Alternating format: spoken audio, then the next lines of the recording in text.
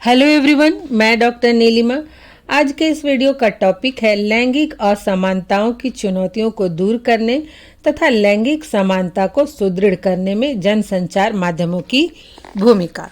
तो आइए शुरुआत करते हैं। सबसे पहले हम ये समझेंगे कि जनसंचार माध्यम का क्या अर्थ होता है।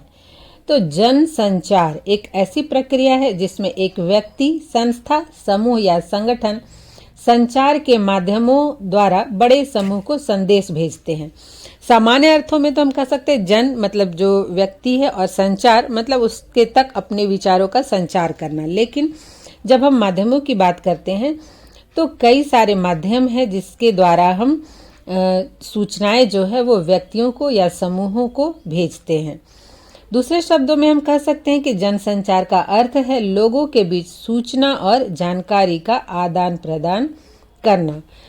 जनसंचार के कई माध्यम हैं जैसे समाचार पत्र, पत्रिकाएं, रेडियो, दूरदर्शन, मोबाइल, फिल्म, लोक कथाएं, लोकगीत, संगीत इत्यादि। ये ऐसे माध्यम हैं कि इनके द्वारा एक साथ बहुत बड़ी जनसंख्या के साथ संचार संबंध स्थापित किया जा सकता है। जैसे कि टीवी है तो एक साथ पूरे देश के लोग देख सकते हैं, विश्व के लोग देखते हैं। उसी प्रकार से रेडियो भी है, रेडियो में भी असंख्य लोग इसमें जो भी बातें हैं वो सुन सकते हैं। फिल्म में भी उसी तरह है। तो ये जो जनसंचार माध्यम है, इनके माध्यम से जो भी सामग्री जनता तक पहुंचती है वह मानव के विचारों को आकार देती है। जैसे आप देखेंगे कि दूरदर्शन में बहुत सारे प्रोग्राम को देखकर लोग उस रहन सहन, व्यवहार, कपड़े, गहने इत्यादि को फॉलो करने लगते हैं, या फिर कोई कहानी को देखकर उससे प्रभावित होते हैं तो उनका जीवन बदल जाता है। विशेषकर सीरियल के माध्यम से तो आजकल लड़कियों और महिलाओं के पहनावे ओढ़ावे, रहन सहन में बहुत ही बदलाव आया है।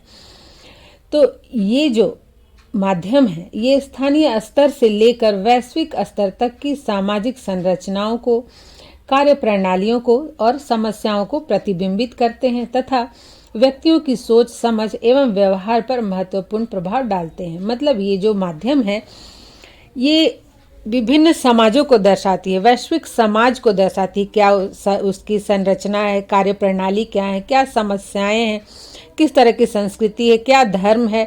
मतलब प्रत्येक पहलू को इस माध्यम द्वारा दिखाया जाता है, जिसे देखकर व्यक्ति के सोच, समझ, व्यवहार में परिवर्तन आता है और वो अपनी प्रवृत्ति के अनुसार अपने व्यवहार में परिवर्तन करता है, अपने कार्य, रहन सहन शैली में परिवर्तन करता है, सुधार करता है। हम देखेंगे कि जनसंचार के कौन से माध्यम हैं। आप इस पॉइंट सब जो दिया हुआ है इसे आप एग्जाम में चाहे तो नहीं भी लिख सकते हैं, क्योंकि 10 मार्क्स का ही क्वेश्चन होता है और समय कम होता है तो जरूरी चीज ही लिखे। लेकिन मैंने जानकारी के लिए इसमें डाला है। तो जैसे मुद्रित माध्यम है, प्रिंट मीडिया, इसमें समाचार पत्र आते हैं, न्यूज़पेपर से सभी अवगत हैं, जिसमें कि हम देश और स्थानीय स्तर, राज्य स्तर के समाचारों से या फिर घटनाओं से परिचित होते हैं। नंबर 2 है पत्र, लेटर्स, जैसे सरकारी हो या फिर मतलब किसी विभाग से संबंधित जितने भी नोटिफिकेशंस वगैरह होते हैं उससे भी हमें बहुत सारी जानकारियां मिलती हैं, जब वो न्यूज़पेपर में भी उसकी प्रति छपी होती है।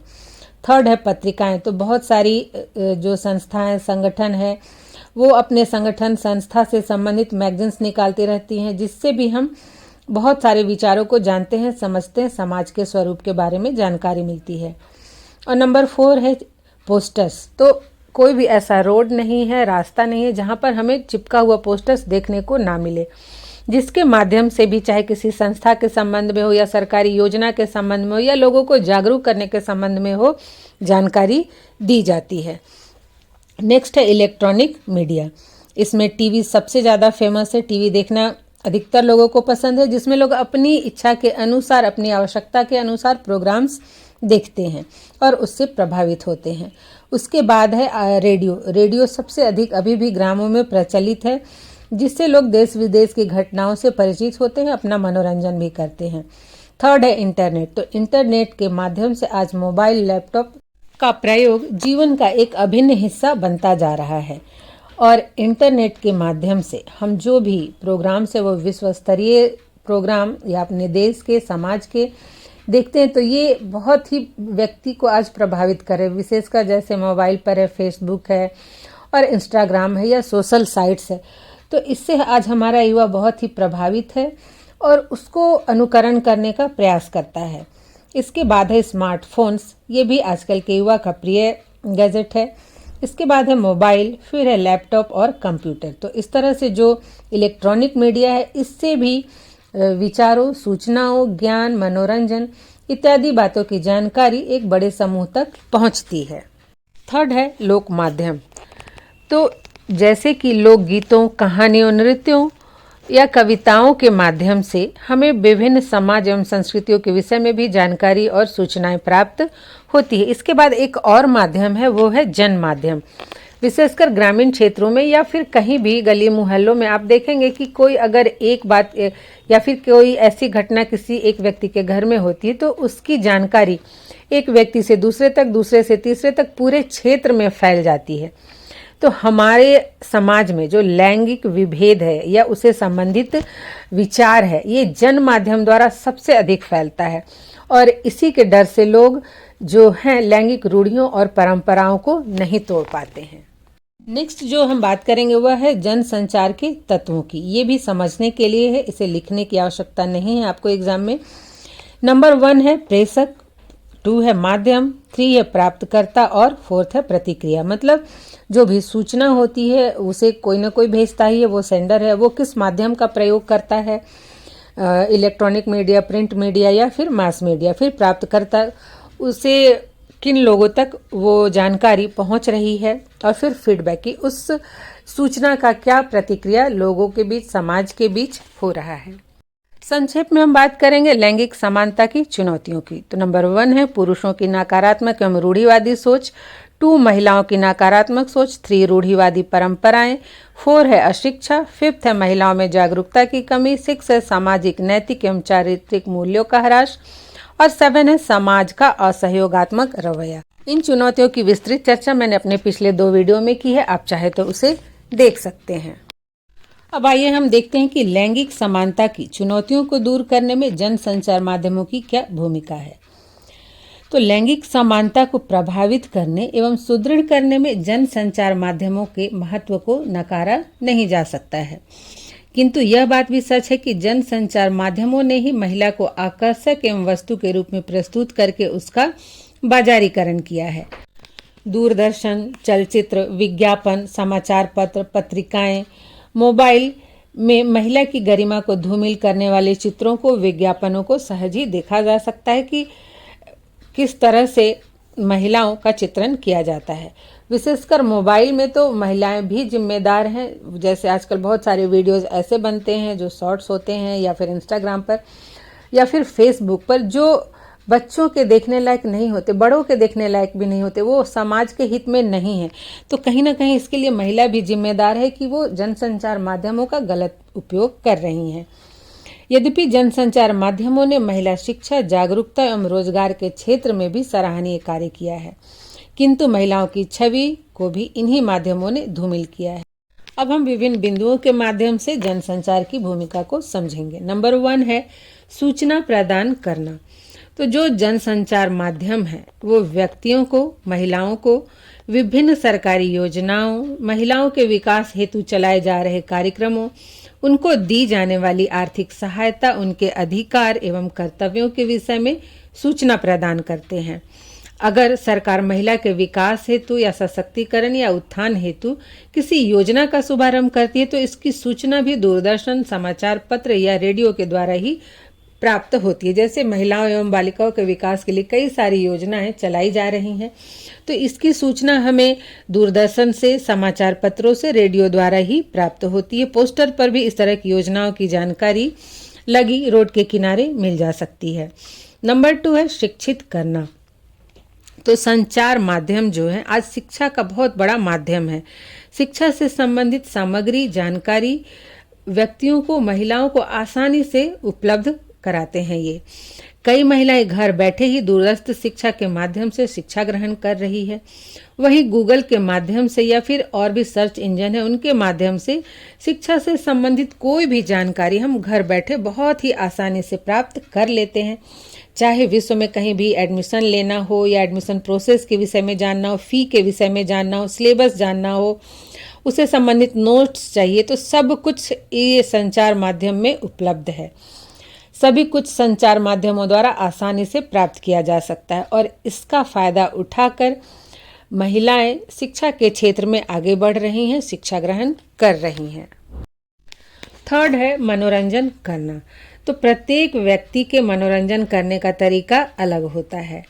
दूरदर्शन, रेडियो, मोबाइल, इंटरनेट के माध्यम से लोग अपनी प्रवृत्ति के अनुसार विभिन्न कार्यक्रमों को देखकर मनोरंजन करते हैं। जैसे कि बच्चे जो हैं वो कार्टून देखना पसंद करते हैं, कुछ बच्चे या बड़े डांस वाले चैनल्स को देखते हैं, कुछ समाचार को देखते हैं, तो कुछ शिक्षा से संबंधित चैनल्स को देखते हैं, कुछ खेल देखना पसंद करते हैं और कुछ धारावाहिक देखना पसंद करते हैं। तो इस तरह से सबके मनोरंजन करने का तरीका अलग अलग है। अब वो क्या देखना चाहता है उस पर डिपेंड करता है। किंतु यहाँ पर मीडिया की एक भूमिका जो है वो विवादास्पद है, क्योंकि जो सीरियल्स हैं उसमें महिलाओं को जैसा दिखाया जाता है वो रूढ़िवादी एवं परंपरागत रूप में दिखाया जाता है। और कोई भी विज्ञापन हो उसमें महिला का होना तो आवश्यक है। अगर महिला ने सलीके से कपड़े पहने हैं तब तो ठीक है, अन्यथा उसकी छवि धूमिल होती है। आप देखेंगे सभी जो धारावाहिक होते हैं उसमें महिलाओं को एकदम सजे धजे और महंगे कपड़ों में दिखाया जाता है। तो सामान्य जीवन में महिला इस तरह से घर में नहीं रहती है, तो ये कहीं ना कहीं जो वास्तविकता है उसको नहीं दिखाता है। तो मीडिया को इस चीज़ को ध्यान में रखना चाहिए। नंबर 4 है कार्यसूची तैयार करना या एजेंडा तैयार करना।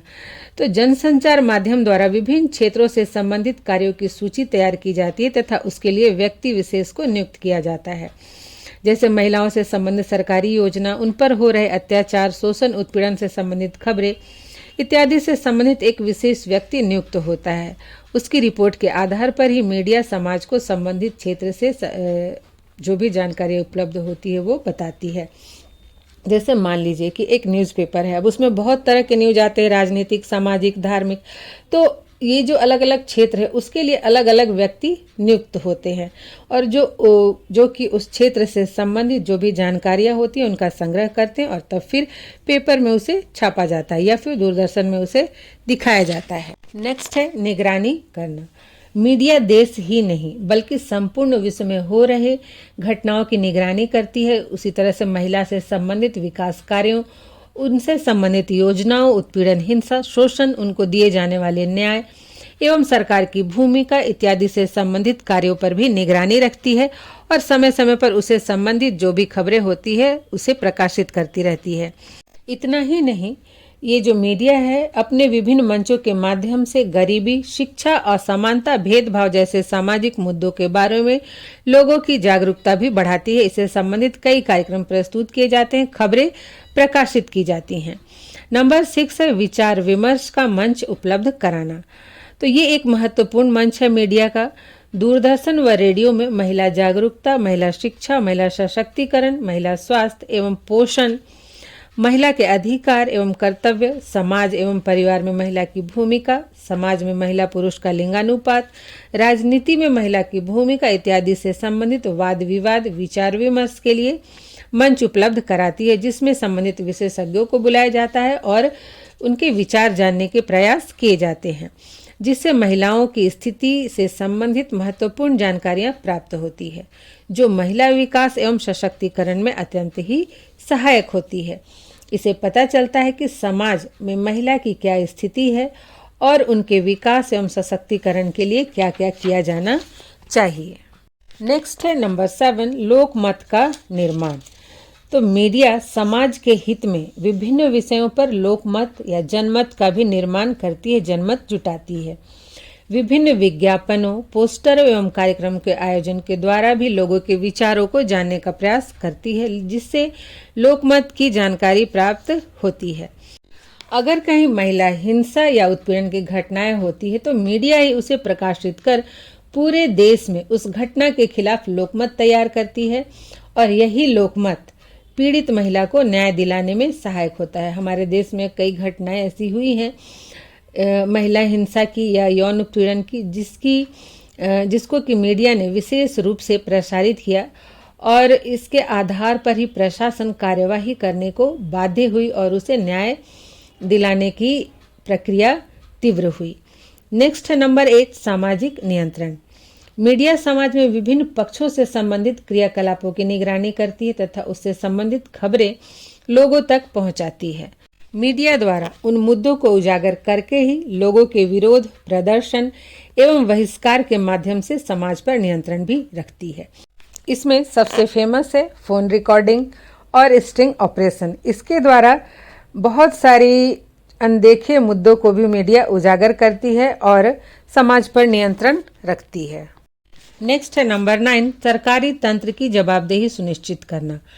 मीडिया महिला से संबंधित विभिन्न योजनाओं में भ्रष्टाचार, अधिकारों के हनन, अपराधों, शोषण, उत्पीड़न, हिंसा, घरेलू हिंसा इत्यादि से संबंधित खबरों को दिखाकर या प्रकाशित कर सभी मंत्री, संबंधित मंत्रालय एवं अन्य विभागों की जवाबदेही सुनिश्चित करती है।